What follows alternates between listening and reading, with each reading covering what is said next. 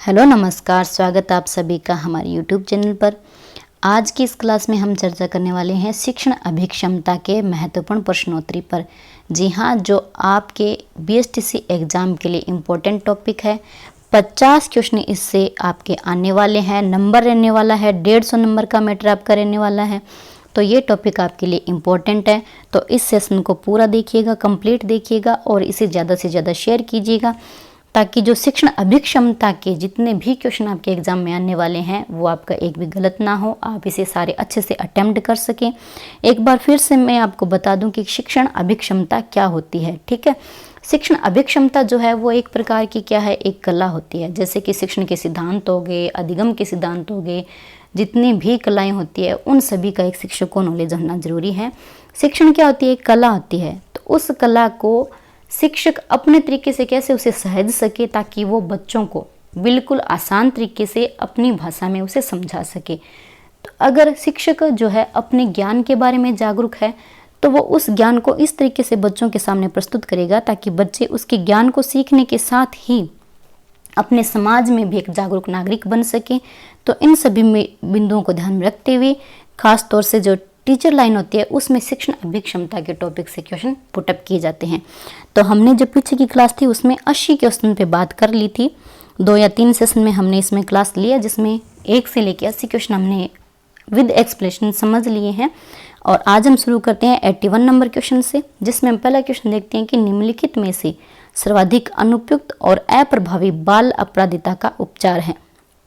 सर्वाधिक अनुपयुक्त पूछ रहा है और अप्रभावी पूछ रहा है। बाल अपराधी, जो बाल अपराधी बालक होते हैं, जैसे कि ऐसे बालक जिनकी उम्र 18 साल से कम है और जो समाज में जो मान्य धारणाएं हैं उनके विरुद्ध जाके कोई कार्य करते हैं, तो वो बाल अपराधी कहलाते हैं। तो उनके लिए अनुपयुक्त और अप्रभावी उपचार क्या है, जैसे कि ए नंबर, छात्रों पर कठोर आर्थिक दंड और शारीरिक दंड लागू करना। नंबर बी, छात्रों की मौलिक आवश्यकताओं का विश्लेषण, अध्ययन एवं उनकी पूर्ति करना। नंबर सी, सामाजिक स्वीकृत व्यवहारों को प्रोत्साहित करना। नंबर डी, छात्रों की असेंबली, कक्षा, माता पिता के आगे बेइज्जत करना। तो इन सभी में जो अप्रभावी और अनुपयुक्त तरीका जो है वो है छात्रों पर कठोर आर्थिक दंड और शारीरिक दंड लागू करना। इससे क्या है, बालक सुधरने की बजाय और ज़्यादा जो है उग्र बन सकते हैं, वो खिलाफत कर सकते हैं, यानी कि कहना नहीं मानेंगे और ज़्यादा उदंड हो सकते हैं। इससे बढ़िया तरीका क्या है, हम बच्चों को उनको समझाएं, उनके स्वीकृत व्यवहारों को प्रोत्साहित करें, उनकी आवश्यकताओं का विश्लेषण करें, उनके अध्ययन आवश्यकताओं का विश्लेषण करके उसका अध्ययन करके उनकी क्या आवश्यकताएं हैं, आखिर क्यों मतलब कोई गलती कर रहे हैं, तो उस कारण को जानकर हम उसका सही उपचार करें। तो वो तरीका इसमें रहता है। नेक्स्ट हम देखते हैं कि निम्नलिखित में से कौन सा गुण अपने छात्रों में सर्वाधिक पसंद करेंगे। एज ए टीचर, आप क्लास में हो और आप अपने छात्रों में कौन सा गुण सबसे ज़्यादा जो है पसंद करोगे, तो वो है जिज्ञासा। नंबर बी, आज्ञाकारिता। नंबर सी, सहानुभूति। नंबर डी, सहयोग। तो हम इसमें सबसे ज़्यादा जो है बच्चों की जिज्ञासा का जो गुण है वो सबसे ज़्यादा स्वीकार करेंगे, क्योंकि जितना बच्चों जिज्ञासु होगा वो उतना ही क्वेश्चन करेगा, उतना ही वो खुद अपने स्तर पर कोई भी चीज़ है उसको खोजने की कोशिश करेगा। तो जिज्ञासा का जो गुण है वो बच्चों में, हमें भी उन्हें प्रोत्साहित करना चाहिए कि वो ज़्यादा से ज़्यादा क्वेश्चन पूछे, उन सवालों के बारे में खुद अपने स्तर पर जानने की कोशिश करे। तो जिज्ञासा जो है बच्चे को सीखने के लिए प्रेरित करती है।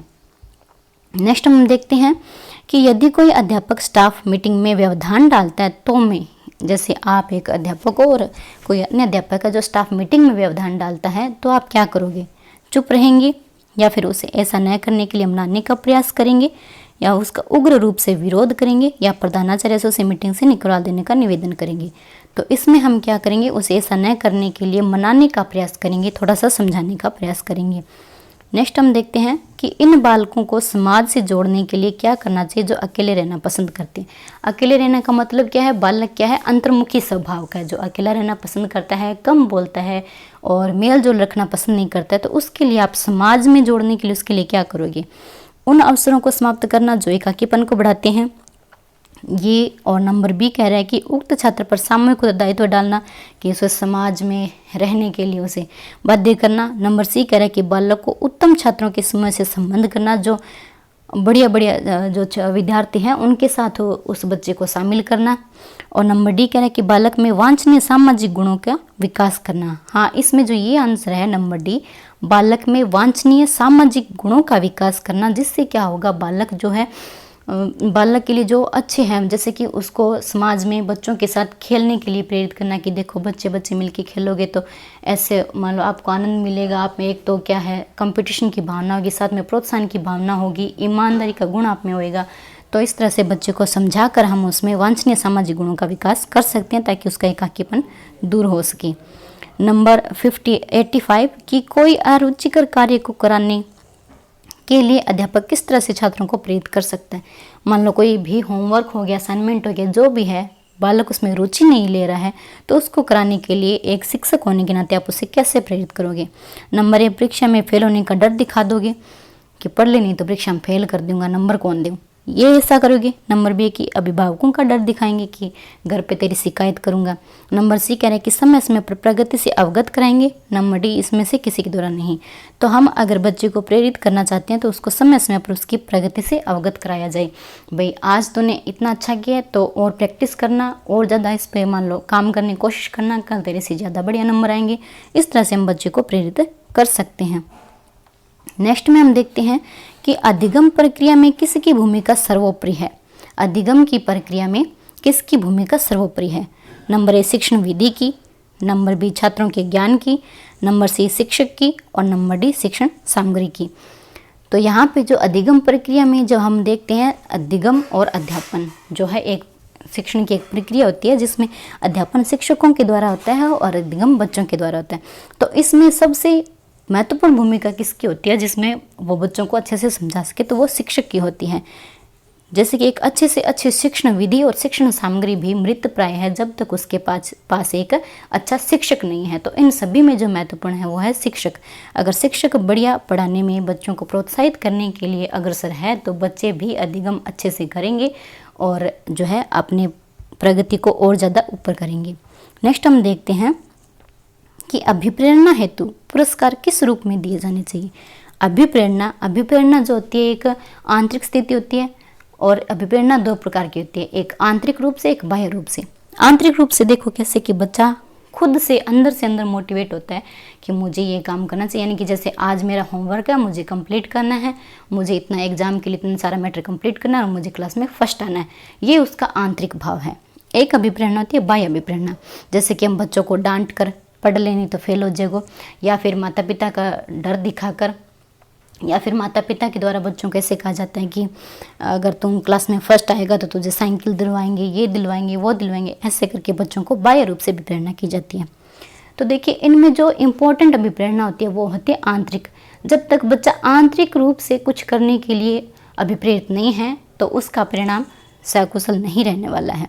तब ये इसमें ये पूछा गया कि अभिप्रेरणा हेतु पुरस्कार किस रूप में दिए जाने चाहिए। नंबर 1 कह रहा है कि मनोवैज्ञानिक प्रशंसा, प्रोत्साहन आदि के रूप में। नंबर बी नगद नोटों के रूप में। नंबर सी खेल कालांश में जाने से मुक्त करके। और नंबर डी इनमें से किसी भी रूप में नहीं। देखिए अभिप्रेरणा जो है वो वास्तविक रूप से अगर मनोवैज्ञानिक तरीके से दी जाए, जैसे कि उनकी प्रशंसा की जाए, उन्हें प्रोत्साहन किया जाए, उन्हें आगे बढ़ने के लिए और ज़्यादा प्रेरित किया जाए, तो वो जो अभिप्रेरणा होती है वो ज़्यादा स्थायी होती है और मनोवैज्ञानिक तरीके से भी इसका असर होता है ताकि बच्चा खुद से आगे क्रिएटिव करने की सोचता है। नेक्स्ट हम देखते हैं कि यदि मुझे अपने पुत्र को माध्यमिक परीक्षा में उत्तीर्ण होने के उपलक्ष्य में कोई पुरस्कार देना हो तो मैं क्या देना पसंद करूंगा। एक वीडियो गेम, नए कपड़े, खेल का सामान, एक आधुनिक कैलकुलेटर। तो इसमें से जो सबसे ज़्यादा उपयुक्त है वो है आधुनिक कैलकुलेटर। ठीक है, नेक्स्ट में हम देखते हैं कि यदि आपका एक छात्र पुस्तकालय की पुस्तक को फाड़ देता है तो आप क्या उपाय करोगे। जो भी स्टूडेंट्स हैं वो लाइब्रेरी में बैठे हैं, पुस्तकालय में बैठे हैं और उनमें से एक छात्र ऐसा है जिसने क्या है उसकी पुस्तकालय की एक बुक को फाड़ दिया, तो आप क्या करोगे। नंबर 1 उक्त छात्र को आर्थिक दंड देंगे। नंबर बी उस छात्र को पुस्तक की मरम्मत करने के लिए प्रेरित करेंगे। नंबर सी उस छात्र को पुस्तक प्रदान करने की सुविधा से वंचित करेंगे। और नंबर डी उस छात्र को अपमानित करेंगे। तो इसमें जो सबसे बेटर रहने वाला ऑप्शन वो है उस छात्र को पुस्तक की मरम्मत करने के लिए प्रेरित करेंगे। उसे ये समझाएंगे कि ये पुस्तक सिर्फ तेरे लिए ही जरूरी नहीं है, बाकी और भी विद्यार्थियों के लिए ये जरूरी है। बहुत सारी नॉलेज की चीज़ें हैं जो सभी को समझना जरूरी है, इसलिए आप इसे अच्छे से अच्छा बना सकते हो ये आपके लिए ज़रूरी है कि आप इस पुस्तक को रिपेयर करो, उसे वापस से वैसे ठीक करो, ताकि और भी बच्चे जो है इसे पढ़ सकें और नॉलेज ले सकें, यानी कि हमें उसे प्रेरित करना है। चलिए हम नेक्स्ट क्वेश्चन देखते हैं कि आप एक शिक्षक के रूप में छात्रों को प्रोत्साहित करेंगे। एज ए टीचर आप अपने छात्रों को, स्टूडेंट्स को किस तरह से प्रोत्साहित करेंगे?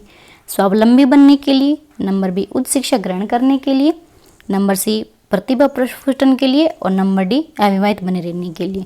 तो हम जो है एक शिक्षक होने के नाते बच्चों को प्रतिभा प्रस्फुटन के लिए प्रोत्साहित करेंगे, यानी कि बच्चों की जो प्रतिभा है, चाहे वो खेल में है, चाहे पढ़ाई में है, चाहे ड्राइंग में है, चाहे अदर एक्टिविटी में है, तो हम उनको क्या है ज़्यादा से ज़्यादा प्रोत्साहित करेंगे। चलिए नेक्स्ट क्वेश्चन क्या कहता है कि प्राय देखने में आता है कि समाज में क्षत्रिय शिक्षा को प्रोत्साहन नहीं मिलता है, इसका कारण क्या है? देखिए नंबर ए कह रहा है कि क्षत्रिय स्वभाव से ही साहसी होती है, कि वो तो पहले ही साहसी है, बिन पढ़ने के फायदो ना पढ़ो, भी भी बस साहसी डरपोक को नहीं। नंबर बी कह रहा है कि क्षत्रिय स्वयं के अस्तित्व से भली भांति परिचित होती है, कि जो स्त्री है उसको खुद के बारे में इतना ज्ञान होता है कि वो सच में रानी लक्ष्मीबाई है। नंबर सी क्षत्रिय समाज से सजग रहती है।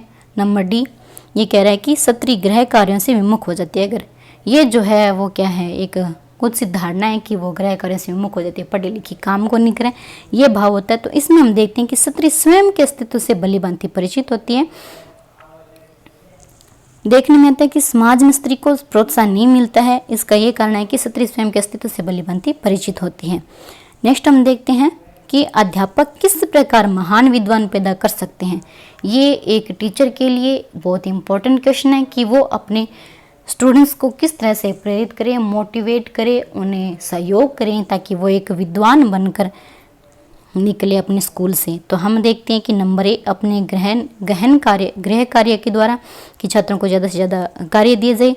नंबर बी स्वयं कठोर कार्य लेने वाले बनकर, कि खुद एक शिक्षक जो है कठोर कार्य लेने वाला यानी कि हार्डवर्क करने वाला बनेगा तो बच्चे उसको देखकर उसके जैसा बनने की कोशिश करेंगे।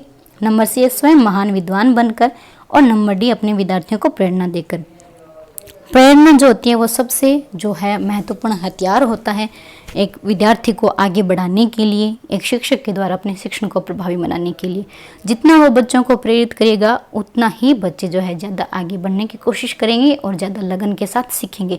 तो हम इस प्रकार कह सकते हैं कि विद्वान बनाने के लिए एक छात्र को, उसको खुद कार्य करने के लिए मोटिवेट करने के लिए, हर एक जिज्ञासा को खुद अपने कार्य के द्वारा संतुष्ट करने के लिए हम बच्चे को प्रेरित कर सकते हैं, उसे प्रेरणा दे सकते हैं कि आप इस क्वेश्चन का आंसर ढूंढ सकते हो। ये आपके लिए पॉसिबल है।